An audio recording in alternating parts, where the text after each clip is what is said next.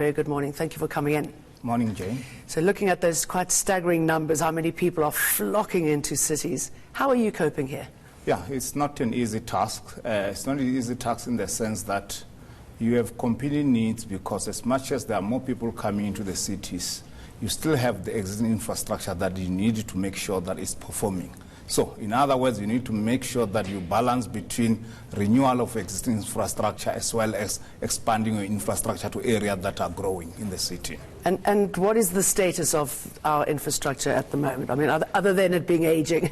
Yeah, yes, we have a challenge. I'm sure you have heard even our mayor articulating it to that, there's quite a huge backlog. If we look in terms of water infrastructure in the city of Johannesburg, we've got about 15 billion rand backlog that we need to deal with. In other words, this infrastructure that we want to make sure that it gets attended to in the next 10 years. Hence, we are very clear to say we need an investment of more than R1 billion annually. Why has it taken so long to get to this point? Why did we have to reach this sort of crisis to move it on? I suppose resources are limited, Jane. Resources are limited, and there are always competing needs, I suppose, at the city, at government level. I mean, the city is not only dealing with water, so you need to make sure that as much as you want to invest in water, you are balancing with other things that are happening.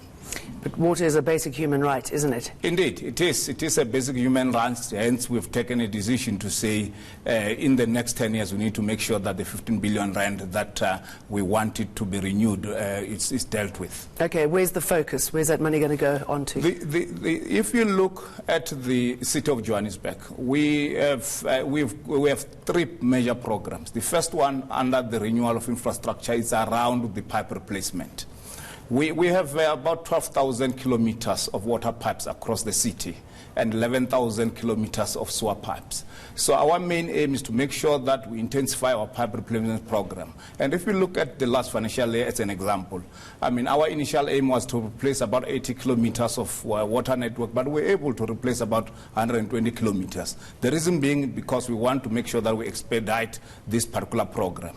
And on the sewer side, we've managed to replace about 43 kilometers. So the main focus will be spending on pipe replacement and making sure that annually we should be channeling about 500 million rand or so, which is the same amount that we've done in the last financial year. And do you work corruption into the business plan?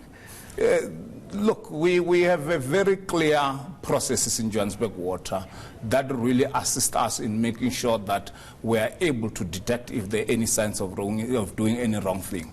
Because I can tell you, for each and every process that we put out for procurement, especially the tender, every tender above 5 million goes through what we call probity.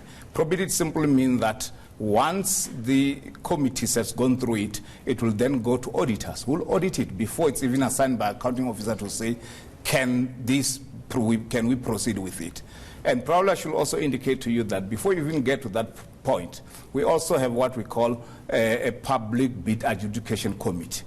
All our tenders that get awarded are awarded in public. We put out advert on weekly basis on Wednesday, where we invite public to say, on this every Monday we are sitting at head office. These are the agenda for the week. Please come through if you have got interest in seeing what's happening. Okay, so we don't be behind closed doors.